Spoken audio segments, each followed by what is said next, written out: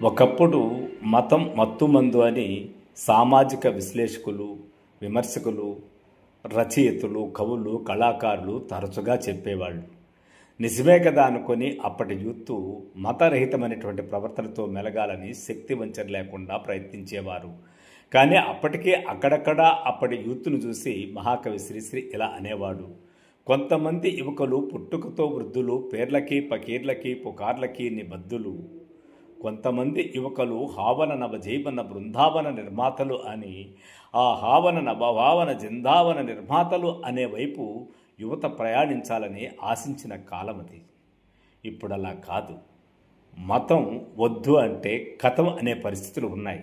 అది ఎంతదాకా సామాన్యుడు కూడా ప్రాకిపోయిందని చెప్పడానికి తెల్లవారి వరుసగా 2-3 ఉదాహరణలు చూశాను. ఒక సెలూన్ షాప్కి వెళ్తిని. అక్కడ టీవీలో రామనామ సంకీర్తన చాలా బాగా వెళుతోంది. అందులో ఆ పాట వెళ్తుంటే నేను కూడా దేవుడి పాట కదని వింటూ కూర్చున్నాను. అయితే ఆ సెలూన్ షాప్ అతను షేవింగ్ చేస్తూ రాను రాను రాముడు, దేవుడు, రాజ్యం అని మన యొక్క ఢిల్లీ పరిపాలన గురించి మెచ్చుకుంటూ ఆ మహానుభావుడు అక్కడ పీఠం మీద ఉన్నాడు కాబట్టి ఇప్పుడు ఇక్కడ ఈ దేశం ఇంత సుభిక్షంగా ఉంది అనేశాడు. ఇక ఇంకో టైలర్ దగ్గరికి వెళ్ళాను. ఆ టైలర్ కూడా రామనామ సంకీర్తన పెట్టుకుని వింటున్నాడు. ఆయన కూడా రాముడు, దేవుడు, రాజ్యం అంటూ రాజ్యానికి సంబంధించినటువంటి మాటలు వల్లిస్తూ హుషారుగా ఉన్నాడు. ఇక అదేవిధంగా ఐరన్ షాప్కి వెళ్ళాను. అదేవిధంగా కూరగాయల షాప్కి వెళ్ళాను. ఎక్కడికి వెళ్ళినా సామాన్యుడిలో నిజంగా రామనామ సంకీర్తన చాలా చాలా చాలా చాలా గొప్పగా పరిడవిల్లుతూ ఉంటే, ఒక విధంగా దీనికి రాముడు దేవుడని అంగీకరిస్తూ హాయిగా ఆనందంగా నడపాలని ఉన్నప్పటికీ నిజానికి మన భారతదేశము మతరహితమైనటువంటి రాజ్యము, లౌకిక రాజ్యము.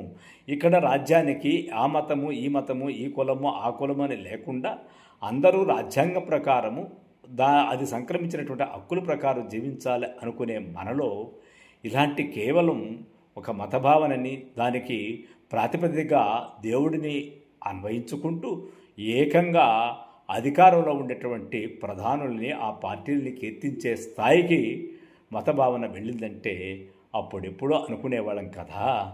ద్రావిడ ఉద్యమం ఉన్నన్నాళ్ళు ద్రావిడ పార్టీలు ఉంటాయి అన్నట్టుగా ఇప్పుడు టోటల్గా భారతీయ సనాతన మార్గం అనేటటువంటిది ఉన్నన్నాళ్ళు ఢిల్లీలో ఆ అధికారానికి డోకా లేదనే సంగతి అర్థమైంది.